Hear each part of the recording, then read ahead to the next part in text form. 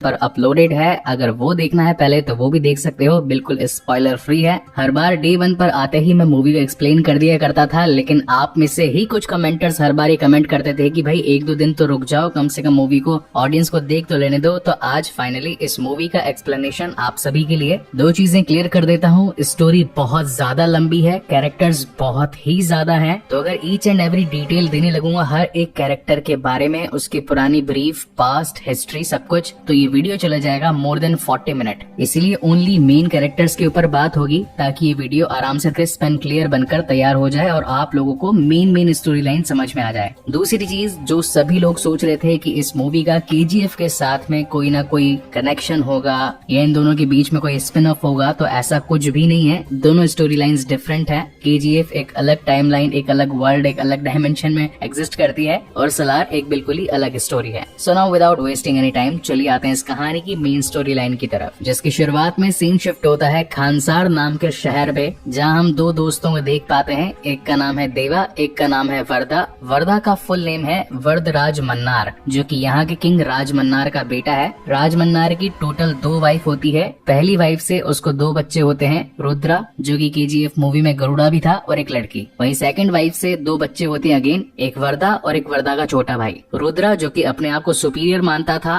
वो वर्दा को नीचा दिखाने के लिए उसके नाक की नथुनी ले लेता है, और जब देवा को इस बारे में पता चलता है तो वो सीधा रुद्रा से पंगा लेने के लिए पहुंच जाता है, जहां पर वर्दा उसे मना भी करता है कि ये लोग बहुत ज्यादा खतरनाक है, तुझे नुकसान पहुंचा सकते हैं। लेकिन दोस्ती की खातिर देवा कुछ भी करने को तैयार था, जहां पर रुद्रा कहता है कि मेरा एक सॉलिड प्लेयर है, अगर तूने इसको हरा दिया तो नथुनी ले जा। जिस पर देवा गुस्से में आकर पहुंच जाता है सीधा लड़ाई करने के लिए। वर्दा उसे पीछे से रोकता है, लेकिन देवा का गुस्सा था अपरंपार और वो एक स्ट्रेटेजी लगाता है इस जंग में जीतने के लिए। बेसिकली वो एक बिजली की तार को खुला छोड़ देता है और जैसे ही वो तगड़ा प्लेयर उससे भिड़ने के लिए आता है तो देवा बिजली की नंगी तार को पकड़ लेता है, जिससे उसे खुद भी शॉक लगता है और सामने वाला प्लेयर भी बिजली का झटका खाकर गिर जाता है। मगर इस इंसिडेंट के चलते उसके पूरे हाथ पे करंट लग गया था, यानी बिजली का निशान बन गया था जो कंधे तक पहुंच रहा था। लेकिन एंड कंक्लूजन ये निकलता है कि उसने वर्धा को उसकी नथुनी दिलवा दी थी। फिर सीन शिफ्ट होता है रात में, जहाँ वो खुद के घर यानी कि देवा अपने ही दरवाजे पर कीले विले ठोक रहा था, उसे पूरी तरीके से प्रोटेक्ट कर रहा था, क्योंकि उस घर में उसकी माँ बैठी हुई थी। तभी कुछ लोग आकर देवा और उसकी माँ को मारने लगते हैं, लेकिन तभी वर्दा वहाँ पर पहुँच जाता है और कहता है कि तुम देवा और उसकी माँ को छोड़ दो, वो मेरा दोस्त है। जहाँ पर गुंडा भैया कहता है कि तेरे पापा का ये ऑर्डर है, अगर हमने इन्हें नहीं मारा तो गड़बड़ हो जाएगी। यहाँ वर्दा बिना कुछ सोचे समझे अपने हाथ का एक कड़ा निकाल कर उस बंदे को दे देता है, क्योंकि उस कड़े से बेसिकली एक कंप्लीट लोकेलिटी का डिस्ट्रीब्यूशन होता है। मतलब कि जिसके पास छोटा कड़ा है तो वो एक छोटा जिला या तहसील रखता है, किसी के पास बड़ा कड़ा है तो एक शहर जितनी पावर है। खैर गुंडे को तो ज्यादा पावर से मतलब थी, इसलिए कड़ा लेकर वो देवा और उसकी माँ को छोड़कर चला जाता है। घर से बाहर निकलने के बाद माँ देवा को कहती है कि हम लोग यहाँ से चले जाएंगे और आज के बाद कभी भी खानसार में लौटकर नहीं आएंगे। लेकिन माँ से वादा करने से पहले देवा जाकर वर्दा से वादा करता है कि आज तूने मेरे लिए जो किया, मैं हमेशा तेरे लिए शुक्रगुजार हूँ, तेरे लिए शिकार भी बनूंगा और शिकार भी करूंगा, जब भी तू बुलाएगा दौड़ा चला आऊंगा। और वर्दा खुद भी कह देता है कि हाँ भाई अब तुम्हारी जान को यहाँ पर खतरा है तो अभी तुम निकल जाओ। लेकिन जाने के साथ साथ वो उसे एक नाम भी दे देता है जो कि होता है सलार। जिसके बाद सीन शिफ्ट होता है प्रेजेंट टाइम में और यहाँ हम देख पाते हैं एक बहुत बड़े बिजनेसमैन को,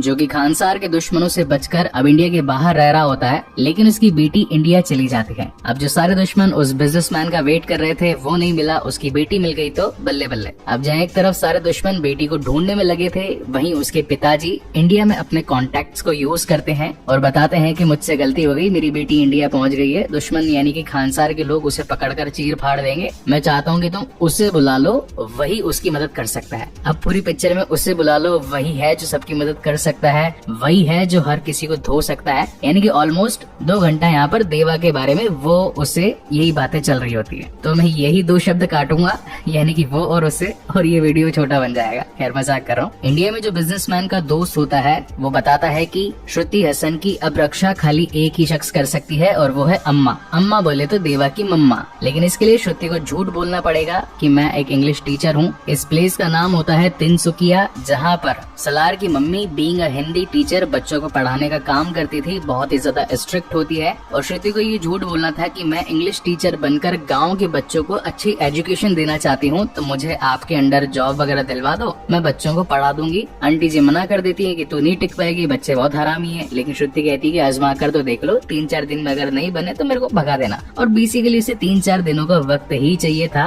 ताकि सलार भाई साहब जो भी श्रुति के पीछे पड़े उसे पेल कर रख दे। अब जहाँ एक तरफ वो रोज स्कूल जाकर बच्चों को पढ़ाने लगती है, वहीं दूसरी तरफ सलार भैया जाकर खानसार के दुश्मनों को ठिकाने लगाते रहते हैं। लेकिन इस बीच उनकी मम्मी का पॉजिटिवनेस भी दिखाया जाता है, जहाँ एक तरफ उनका ये मानना था कि मेरा बेटा शाम को 6 बजे से पहले घर आ जाना चाहिए और ऊपर से कोई बड़ा हथियार तो क्या, प्लास्टिक का चक्कू भी उसके हाथ में नहीं होना चाहिए क्योंकि उसे नुकसान पहुंच सकता है। मतलब कि हर तरीके से वो अपने बेटे देवा को प्रोटेक्ट करना चाहती है। इसी बीच एक फॉरेनर जो कि इलीगल माल इंडिया में सप्लाई करना चाहता था, लेकिन हर जगह पुलिस मीडिया इन सब का डर था उसे, तो वो अपने किसी कॉन्टेक्ट को बुलाता है और कहता है कि भैया माल की सप्लाई वगैरह करवा दे, एक बड़ा हिस्सा तुझे दूंगा। अब ये भी जो गैंगस्टर होता है, ये भी अच्छा खासा नामी गिरामी गैंगस्टर होता है, तो ये यहाँ पर खानसार की सील इसके माल पर लगवा देता है। अब ये जो सील है ये पूरे राज्य तो क्या, स्टेट तो क्या, डिस्ट्रिक्ट तो क्या, पूरे के पूरे भारत देश में चलती है। इस सील को कोई भी रोक नहीं सकता, पुलिस, नेता, डॉक्टर, वकील, गुंडा, मतलब इस सील के आगे सब नील है। जिसने सील को तोड़ा लोग आकर उसे तोड़ देंगे। बीच में होता है कि पुलिस वाले उस गाड़ी को रुकवा लेते हैं, लेकिन जैसे इस सील को देखते हैं तो उनकी सील खुल जाती है, यानी कि वो लोग भी डर कर भाग जाते हैं और कहते हैं कि इस माल को छुआ तो यहाँ के लोग हमें कच्चा चबा जाएंगे। माना जाता है कि खानसार की सील है और खानसार एक ऐसा देश है जो कि भारत के नक्शे तक पर नहीं है। यहाँ के लोग इंसान नहीं, खूंखार जानवर हैं और वहाँ की सिक्योरिटी तो अमेरिका के प्रेसिडेंट के व्हाइट हाउस से भी ज्यादा सिक्योर है। कुल मिलाकर खानसार के बारे में बहुत ज्यादा बड़ी बातें होती है कि उधर का माल है, रोकना नहीं है इसको। अब ये माल तो नेपाल जा रहा होता है, इसमें पंडित नाम का एक शख्स भी बैठा होता है जिसके पास में खानसार के आंटी जी का कॉल आता है और वो बताती है माल नेपाल तो जा रहा है, लेकिन अब तू अपने आदमियों को लेकर के असम में तिनसुकिया पहुंच, वहाँ पर श्रुति जो कि हमारे दुश्मन की बेटी है वो मौजूद है, उसको लेकर मेरे पास में आ। अब आंटी जी के कहने पर पंडित जी अपनी पूरी टीम को उठाकर तिनसुकिया पहुंच जाते हैं। यहाँ पर उन्हें श्रुति मिल भी जाती है और वो इसको लेकर जाने लगते हैं। अम्मा जी अपने आंखों के सामने ये सारा रायता फैलते हुए देख नहीं सकती थी। वो बाकी के लोगों को कहती है कि अरे भाई लड़की पर अत्याचार हो रहा है, कोई तो बचाओ, कोई उसे रोको। तो कोल माइन में काम करने वाले लोग कहते हैं कि तेरा भी तो बेटा है, तू क्यों नहीं बोल देती है। तो अम्मा जी अपने बेटे देवा को कहती है कि जा बचा ले उसको। और फिर आते हैं देवा भैया, जिसकी पूरी पिक्चर में वो आएगा, उसके आने से ये हो जाएगा। तो वो पर्सन यानी कि देवा जी आ जाते हैं एंड देन बहुत सारी मार कुटाई, धुलाई, पिटाई, ठुकाई, बोले तो सारे गुंडों का सर्वनाश। मगर अब ये बात खानसार तक भी पहुंच जाती है कि हमारा माल तिनसुकिया में रोका गया है। सील को रोकना यानी कि मौत को दावत देना। तो वरदा जी मतलब जो शुरू के स्टार्टिंग में नथुनी के लिए लड़वा रहे थे, वो कहते हैं कि इस पूरी इंडिया में एक ही शख्स है जो सील को रोक सकता है और वो होगा देवा। और खानसार के नियमों के हिसाब से जिसने सील को रोका वो मरेगा, यानी कि अब देवा मरेगा। मीनवाइल कहानी में ये भी पता चलता है कि जिसने सील बनाई वो खुद भी है सलार, यानी कि देवा ने ही ये सील बनाई थी। खैर अब श्रुति जी की जान तो बच चुकी होती है और अब उसे सेफ रखवाने के लिए देवा अपने खास आदमी यानी कि जो शुरू वाला गैंगस्टर आदमी था उसे बोलकर श्रुति को दूर कहीं भिजवाने लगता है और अब जंग छेड़ने वाला होता है वरदा के खिलाफ। मीनवाइल रास्ते में जाते जाते श्रुति जी गैंगस्टर से पूछती है कि आखिर सलार कौन है, इसकी मम्मी कहाँ से आई है, ये स्कूल चलाने का क्या फायदा है, वो रेंज पाना स्क्रू ड्राइवर चलाने वाला इंसान गन वगैरह कैसे इतनी चला रहा है, उसके नाम की सील क्यों है। मतलब ऑलमोस्ट 50-60 क्वेश्चन उसको पूछ लेती है। तो उस बेचारे को एक पूरी स्टोरी सुनानी पड़ती है। वही स्टोरी हम भी आपको सुनाएंगे लेकिन क्रिस्प एंड क्लियर। तो बात है आज से हजारों साल पहले की, यानी उसमें राम युग, कृष्ण युग, महाभारत युग, सिंह सब आ गए, तेनालीराम, अकबर, बीरबल सब घुस गए इसमें। तो उन दिनों लूटपाट का बड़ा चलन था जिसमें 3 कबीले शामिल होते हैं। इनका नाम होता है शौर्यांग, मन्नार और गनियार। 1000 साल तक इन्होंने निर्विरोध बोले तो बिना लड़े खुद से इंटरनली दूसरे लोगों से लड़ भिड़ कर पैसा वैसा खूब छापा, अपना खुद का एक साम्राज्य बना दिया जिसको कहा जाता है खानसार। हर एक कबीले का एक लीडर होता है। उस टाइम पे मन्नार जी के लीडर होते हैं शिव मन्नार। और जब 1947 में इंडिया पाकिस्तान का डाइवर्जन हो रहा था तो ये पहुंच गए सीधा पार्लियामेंट में अपने बेटे गोद में रख करके राज मन्नार को, और जाकर खानसार को इंडिया के मैप से मिटा दिया और कहा कि इंडिया का कोई भी कानून खानसार पर लागू नहीं होगा, लेकिन खानसार का कानून पूरे इंडिया पर लागू होगा, क्योंकि इंडिया में जहाँ से भी इलीगल गोल्ड,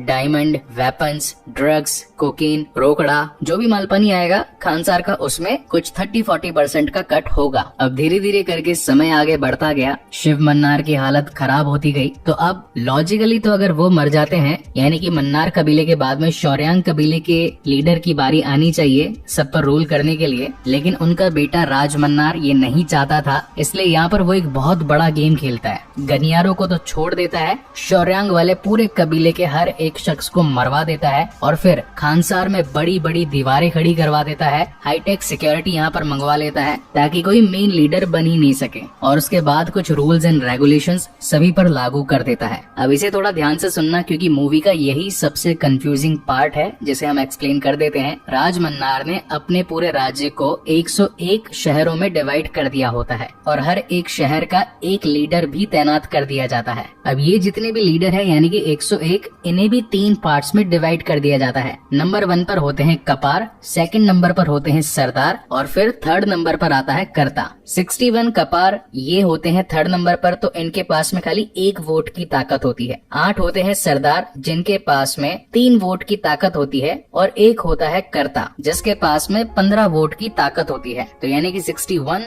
+ 24 + 15 हो जाते हैं 100। और एक वोट इनका नाकारा बेटा था जिसने की शुरुआत में एक बड़े वाले राज्य को खो दिया था, तो एक छोटा वाला राज्य इसे भी दे दिया जाता है, तो टोटल मिला के 101 हो जाते हैं। अब यहाँ पर सबसे खास बात ये थी कि राज मन्नार ने 8 सरदारों में से 5 लोग तो खुद ही ठूसे हुए थे। हर एक का नाम, हर एक की कहानी बताऊंगा, बहुत लंबी हो जाएगी story. So now direct story पर वापस आते हैं। इस वक्त कर्ता बोले तो राज मन्नार, जिसके पास में 15 वोट्स की ताकत होती है, जो कि फॉर द मोमेंट पूरे खानसार को मैनेज कर रहा होता है। उसके पास में ये इन्फॉर्मेशन आती है कि किसी ने खानसार से एक बहुत बड़े गन्स, ग्रेनेड, इलीगल वेपन का ऑर्डर दिया है यूएस में कहीं तो, और वो सारे हथियार बनना शुरू हो चुके हैं। अभी ऑर्डर किसने दिया, इस बात का पता लगवाने के लिए खानसार से हमारे कर्ता जी यानी कि राज मन्नार निकल पड़ते हैं यूएस के लिए। मीनवाइल खुद की गैर हाजिरी में वो अपनी बेटी को यहाँ का कर्ता बनाकर जाते हैं कि भैया तेरे पास टेम्पररी पावर है, थोड़ा बहुत मैनेज कर लेना। लेकिन खानसार में पुराने नियमों के हिसाब से एक निबंधन होता है जिसमें ये बात मौजूद थी कि जो भी पावरफुल है वो अपनी पावर का यूज करके, अपना दमखम दिखा करके अच्छी पोस्ट को हासिल कर सकता है, यानी कि कर्ता वगैरह बन सकता है और खानसार उसका हो जाएगा। तो इस पर खूब लड़ाई भिड़ाई होती है। हाँ, एक छोटी सी चीज और, राज मन्नार ने यूएस जाने से पहले अपने बेटे वर्धा मन्नार से ये बात बोली थी कि मैं तुझसे प्यार बहुत करता हूँ, मैंने आज तक तुझे कभी तेरा हक नहीं दिया। मतलब कि एनिमल मूवी से अनिल कपूर जी रणवीर कपूर से कह रहे होते हैं कि यार प्यार तो बहुत किया, लेकिन तुझे याद उसी टाइम किया जब गोली बढ़ी। ओके, सो मजाक नहीं, साइड में मेन स्टोरी पर आते हैं। उनका कहना था कि तुझे आज तक मैंने कोई हक तो नहीं दिया, लेकिन जब मैं वापस आ जाऊंगा तो मैं चाहता हूँ कि तू यहाँ का कर्ता बन जाए। तो अब देख ले, तू इन 8 सरदारों में से किसी एक भी सरदार को हटा करके अपनी जगह ले ले। तो इस बीच में वर्धराज मन्नार यानी कि वर्धा उस शख्स को चूज करता है। जब बचपन में वर्धा ने अपना कड़ा एक आदमी को दे दिया था, तो उसका बेटा नारंग इस पोस्ट पर होता है, तो वो नारंग को हटवाकर खुद एक सरदार बन जाता है फॉर द मोमेंट के लिए। तो सभी लोग आकर नारंग को भड़का देते हैं कि यार ये तो कर्ता बन जाएगा, एक काम करते हैं वर्धा को निपटाते हैं, उसके बाद में देखा जाएगा, जो भी यहाँ का शासन संभालेगा देखेंगे उसको।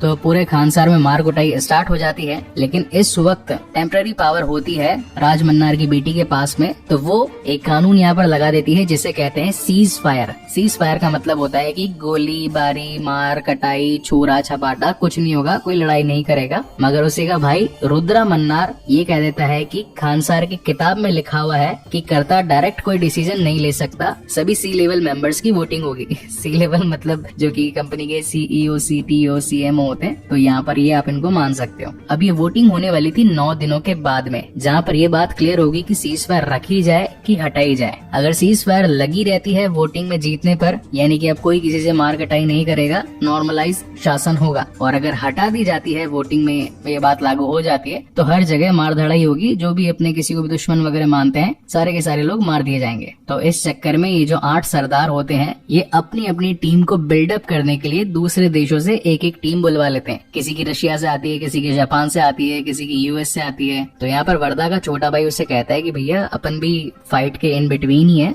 अपनी भी कोई आर्मी वगैरह बुलाओ। तो यहाँ पर वर्धा जी को अपना बचपन का दिया हुआ वादा सलार से याद आता है और वो एक ही आदमी से मदद मांगने के लिए जाते हैं, यानी कि देवा, और वो इनकी मदद करने के लिए यहाँ पर आ भी जाता है। अब इस बीच कहानी में 3 ऐसे बड़े बड़े इंसिडेंट्स होते हैं जो कि मैं एकदम शॉर्ट में निपटा देता हूँ। पहली बात तो ये कि नारंग अपने बेटे को अब एक नया सरदार बनाना चाहता था। बेटा जो कि हरामी था, हर दिन एक नई लड़की लाना चाहता था, पतंग उड़ाकर लड़की चूज करता था, तो सलार गुस्से में आकर उसे मार देता है। सेकंड बड़ा इंसिडेंस ये होता है कि नारंग जो कि अपने बेटे की मौत का बदला लेने के लिए वर्धा और सलार और उसके दोस्तों को सभी को अपने जेल में ठूस देता है और 9 दिनों तक ये लोग वहीं पे बंद रहने वाले होते हैं। और थर्ड इंसिडेंस होता है कि बीच बीच में श्रुति अपने गैंगस्टर के साथ में ये स्टोरी पूछती रहती है कि अब उसने क्या किया, बाद में क्या किया, मतलब KGF वाली लाइनअप थोड़ी चल रही होती है। तो खैर स्टोरी को स्ट्रेच करने के लिए ये तीनों पॉइंट्स स्टोरी में डाले गए थे, लेकिन एक्सप्लेनेशन के हिसाब से ये तीनों जल्दी में ही मैंने निपटा दिए हैं। अब बात करते हैं डायरेक्ट कंक्लूजन पर। 9 दिन हो चुके होते हैं पूरे और अब तो राज मन्नार भी आ चुके होते हैं US के दौरे से अपने खानसार में, जहाँ पर इस वक्त वोटिंग चल रही थी 3 टाइप के लोगों के बीच में। नंबर 1 यानी कि कपार, नंबर 2 यानी कि सरदार और नंबर 3 यानी कि कर्ता। लेकिन 50-50 पॉइंट्स दोनों तरफ हो जाते हैं। 50% लोग बोलते हैं कि भाई हटाओ सीज फायर और 50% लोग बोलते हैं कि नहीं लगे हुए रहने दो सीज फायर। अब सारा कुछ वर्धा के लास्ट ओपिनियन पर डिपेंड करता था कि हटाओ या फिर लगाओ। तो वर्धा के पिताजी यानी कि राज मन्नार जो कि कर्ता होते हैं, जिनके पास में 15 वोट्स की पावर भी होती है, वो ये सोच रहे होते हैं कि वो तो लगी भी रहने देगा सीज फायर, ताकि मार कुटाई नहीं हो, कोई भी उसे जान से ना मारे और आगे आने वाले वक्त में वही यहाँ का मेन लीडर वगैरह बन जाए। मगर वर्धा जी यहाँ पर कर देते हैं कि सीज फायर को हटाओ। अब उसने ये ऑप्शन क्यों लिया वो हमें इसके सेकंड पार्ट में पता चलेगा। अब यहाँ पर होता क्या है कि हर कोई मार कुटाई पर उतर आता है, जहाँ पर वर्धा और सलार यानी कि देवा ये दोनों मिलकर ढेर सारे लोगों को, ढेर सारे सरदारों को कूट पाट देते हैं। बहुत सारा खून खराब होता है, ढेर सारी फाइटिंग। लेकिन इस चलती मार कुटाई में यहाँ राज मन्नार को भी कोई शख्स मारने के लिए आता है, जो कि होता है उसका खुद का जवाई यानी कि पहली वाली बीवी से पैदा हुई बड़ी बेटी का पति। मैं जानता हूँ थोड़ा सा लंबा रिलेशनशिप है, लेकिन आज जवाई कह देता हूँ तो समझ जाना। ये भाई साहब बिलोंग करते हैं शौर्यांग कबीले से। आज से जब 30 साल पहले बहुत सारी मार कुटाई हुई थी, तो जब मन्नार कबीले ने पूरे शौर्यांग कबीले को खत्म करने का डिसाइड किया था, तो उन कबीलों वालों ने अपने बच्चों को नीचे गटर में छिपा दिया था ताकि बच्चों पर कोई हाथ वाथ ना उठा पाए। और गनियारों को इसलिए छोड़ दिया था क्योंकि उन लोगों में एकता कभी नहीं थी। इसका सीधा मतलब साफ है कि अगर एक को चाटा मारोगे तो 10 लोग साइड में यूं ही बैठ जाएंगे कि भैया एकता नहीं अपने में, क्या ही लड़ेंगे, अपन साइड में बैठ जाते हैं। इसलिए गनियारों को तो छोड़ दिया और शौर्यांग जो कि हमेशा एकता में रहते थे, तो उन लोगों को मार काट दिया। इसी के साथ सबसे बड़ा प्लॉट ये रिवील होता है कि देवा जिसे मारने के लिए मन्नार के लोग आए थे, लेकिन वर्धा ने उसे बचा लिया था। तो देवा भी खुद शौर्यांग कबीले के लीडर का बेटा होता है। और जो मैंने शुरुआत में आपको बात बताई थी कि अगर मन्नार कबीले का कोई सरदार या कोई लीडर वगैरह अगर अपने पोस्ट से हट जाता है, मर जाता है, तो सेकंड नंबर पर बारी आनी थी शौर्यांग कबीले के किसी इंसान की। तो पिताजी तो थे नहीं, तो एट द एंड बचता है देवा।